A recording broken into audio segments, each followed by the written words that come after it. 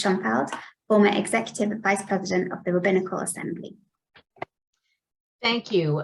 Thank you so much. It's a pleasure to be here. Thank you to John and Shlomo for this very important study, and to Nachman, to Minister Shai for your responses to it.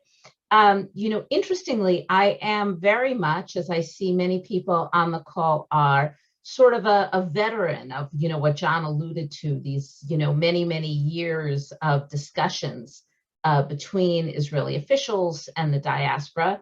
And I think that the report and its findings are extremely insightful as to the directions in which we need to go. And it's very, very encouraging to hear from Nachman the steps that have already been taken.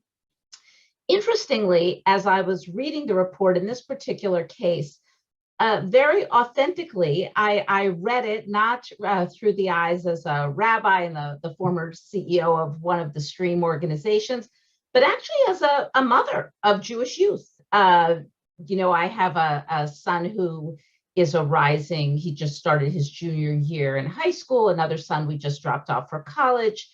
And what really struck me very strongly in looking at the report is my sense of the tremendous numbers of challenges and important issues that Jews, that Jewish young people, that Jewish families are facing around the world and that we share in common.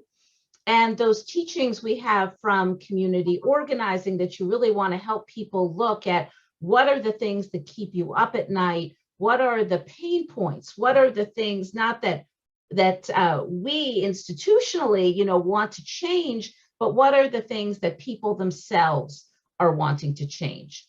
And I also want to, by the way, in follow up to the report on programs already going on, say that I viewed again firsthand this summer the Mishlachat at Camp Ramah and what it meant to my son, who was a counselor there, to make all of these friends from Israel who he's trying to figure out how to get the airfare together to go and visit them in the winter holidays. But what happens when you see kids coming together, especially in light of the unique circumstances in which we are now living in the aftermath of the pandemic, we see a number of really shared priorities for our Jewish youth around the world, in Israel and in the diaspora. And I want to suggest that those are four. One, that our education systems are not meeting the needs of a world in which the lingua franca is language and not words. Second, that the digital age has brought us into a winner-take-all society, so that in Israel, in the US, in Europe, that everywhere there are some people who have benefited very much as early investors in the digital age, and yet there's also a lot of downward mobility and a lot of struggle for people to figure out, how to educate themselves, how to prepare. We see that there is also, as we know, a worldwide mental health crisis brought on and certainly exacerbated by the pandemic, caused by isolation, caused by a disruption in education that these kids suffered. And to that, I want to just mention quickly two very related data points. A study at the end of 2021 by Maccabi Health Services, the second largest HMO in Israel, has 2.3 million insured. They looked back at 200,000 adolescents in 1996 and in 2001.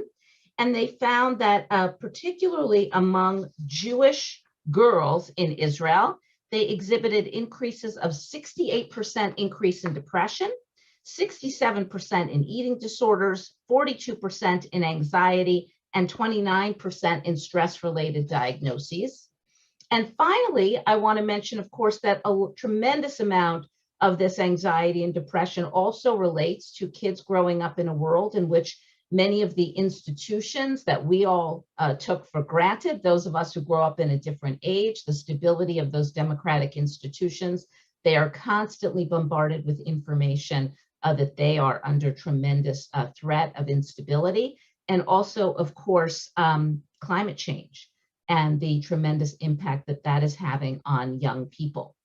So this is not to differ from, but actually to sort of, look at the findings of the study and look at the programs to which Minister Shai is referring.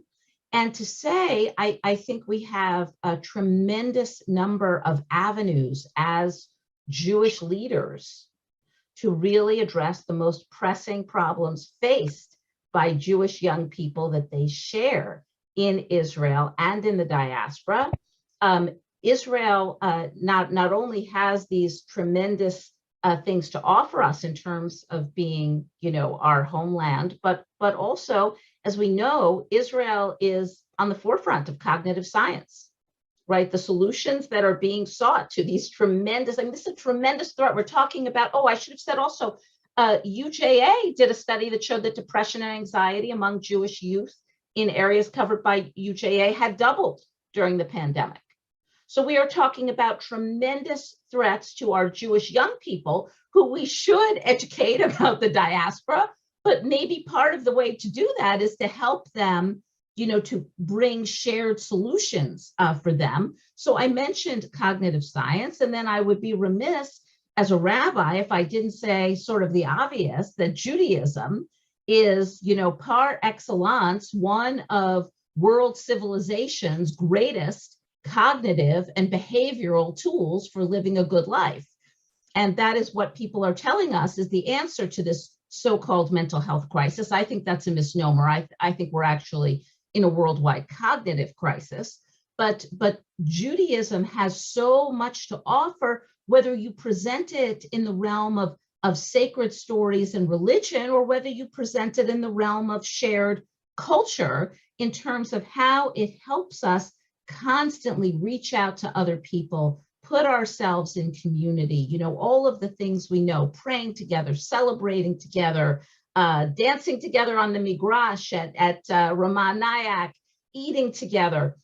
So I hope that as we look at this, kind of going back to the 80s, maybe even before, these differences that we've had, that we can use this moment of very serious challenges facing Jewish children and youth around the world, and use this as our opportunity, because I think that they share a lot in common. So I'm going to stop there. Thank you so much, both